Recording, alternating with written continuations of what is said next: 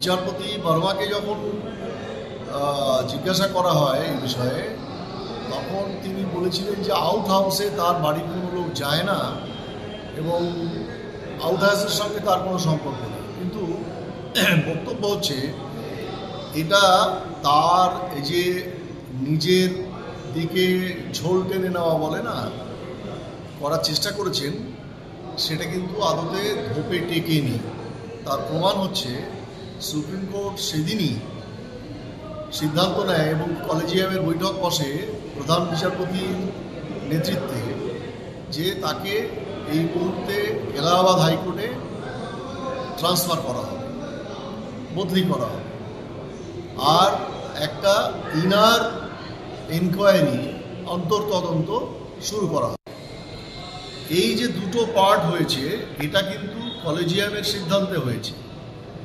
এবার সাজার কথা যেটা বলছেন, এই সাজার বিষয়ে আসতে গিয়ে আপনাকে প্রথমে আসতে হবে যে কি কি বিধান আছে, বিচারপতিদেরকে সাজা দেওয়ার পিছনে কি কি বিধান আছে শাস্তি দেওয়া। প্রথমত তাকে ইনকোয়ারির সামনে পড়তে হবে।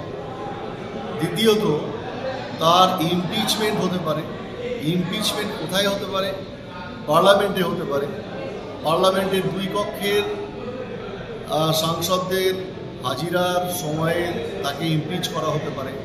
সেই ইমপিচমেন্টে তিনি তার আত্মপক্ষ সমর্থনে যা বলার বলবেন। যেমন আমরা সবাই জানি, আমাদের কলকাতা হাইকোর্টের একজন বিচারপতি, প্রাক্তন বিচারপতি সৌমিত্র সেন, তাকেও ইমপিচমেন্ট করে তাকে অপসারণ করা হয়েছিল এবং সেটা ভারতের পার্লামেন্টে, ভারতের সংসদে এটা উঠেছিল এবং সেই ইমপিচমেন্টের প্রথা চলেছে।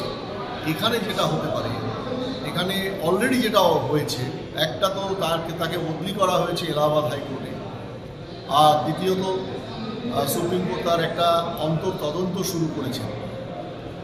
এবং এছাড়া শাস্তির বিধান যেটা হতে পারে, জেল জরিমানা তো হতে পারে, সেটা পরের বিষয়। আগে ইমপিচমেন্ট হবে, অর্থাৎ ইমপিচমেন্ট হওয়া মানে হচ্ছে সেখানে যদি সংসদের উভয় কক্ষে সমস্ত সাংসদরা সিদ্ধান্ত নেন তাকে বিচারপতি আসন থেকে তাকে সরিয়ে দেওয়া হবে, বহিষ্কার করা হবে, সেটা পার্লামেন্ট করতে পারে। দ্বিতীয়ত এই সরিয়ে দেওয়ার পরে তার বিরুদ্ধে ক্রিমিনাল প্রসিডিং শুরু হতে পারে এবং সেই ক্রিমিনাল প্রসিডিং শুরু হওয়ার পরে এই টাকার উৎস কীভাবে এলো, তাকে এই ধরনের অন্তর্তদন্ত বলুন এবং মুখ্য তদন্তকারী সংস্থা যেসবগুলোই আছে তাদের সামনে আসতে হতে পারে। তখন সেই বিচারগুলো সম্বন্ধে ধীরে ধীরে